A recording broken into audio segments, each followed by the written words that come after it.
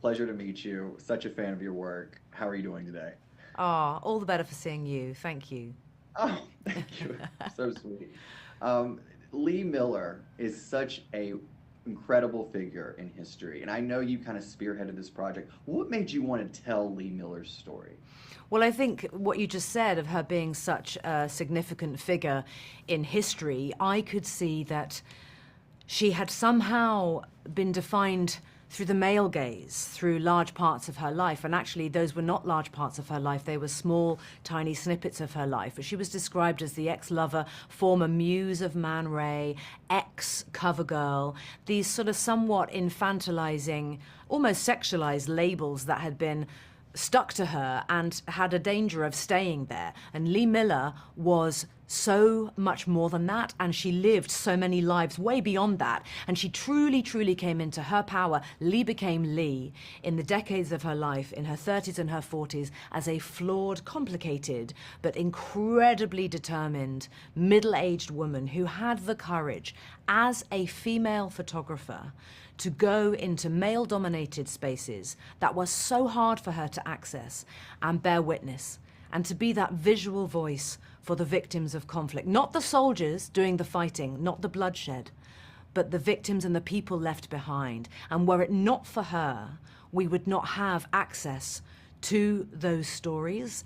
And those stories may never have been heard in her way, in that way, with a compassionate eye.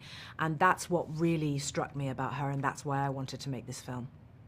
Wow, thank you so much for being a wonderful producer and telling these untold stories because I had no idea who Lee Miller was. But now that I know who she is, like she is an inspiration. That photograph that she takes in Hitler's bathtub, which became one of the most iconic images, how do you think that moment encapsulates her relationship with the war?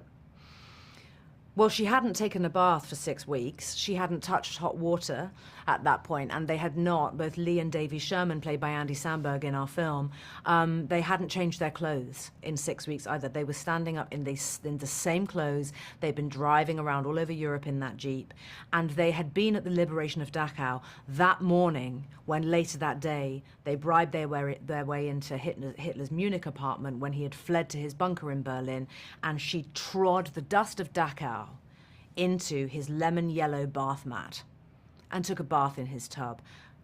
That's just Lee. That's just Lee. This is a woman who took risks, she took chances, and sometimes didn't necessarily think about the consequences. But she was a woman who was prepared to go that distance. She could have shied away. She could have turned her head. She could have gone home. But she never, ever, ever gave up. And the ability she had to live life on her terms at full throttle and never take her foot off the gas was a complete inspiration to me as well. And a lot of who she was has really, I feel, changed me in so many ways and has stayed with me. I have been unbelievably, exponentially inspired by Lee Miller, and I feel just so proud to have played her, and so proud of the film. Absolutely, and we all are too. Now, tell me what it was like to immerse yourself in the space of war photojournalism. What was it like to completely immerse yourself in that world, especially with all the things going on and the civil unrest around the world? So the film was shot at the end of 2022, between September and December of that year. I immersed myself in Lee's work, and we were completely guided by her imagery as we were putting the film together and making sure that we were utterly truthful to recreating her images in their most exact form. I was using that Rolleiflex camera. I was photographing with it. I learned how to use it in a very, very detailed way. Actually got pretty good at it, if I don't mind saying myself. And I was the only person who could change the film. And that meant that I was constantly changing roles as we were shooting. But the importance of documenting the victims of conflict, the innocent victims of conflict, was something that compelled Lee almost throughout her life, and even in other areas of her life beyond the war. And in fact, in truth, after the war, she went back and continued to photograph the true devastation.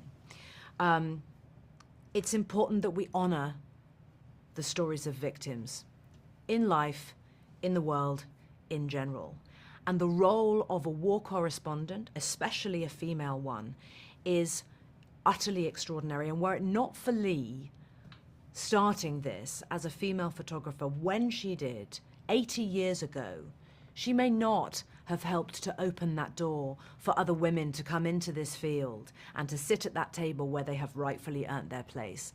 So she was the person who really created that platform. She was one of very few female photographers during the conflict, and just thank goodness for her and her extraordinary work. And thank goodness for you and your extraordinary work as well, because I don't think there's another actor on this planet that could have shined a light on Lee Miller's story the way you have. So thank you so much, Kate, for everything and all of your contributions to the space. Thank you very much. Thank you. Really appreciate that. Thank you. Have a good rest of your day. Thank you. Okay. What a lovely man. Can you keep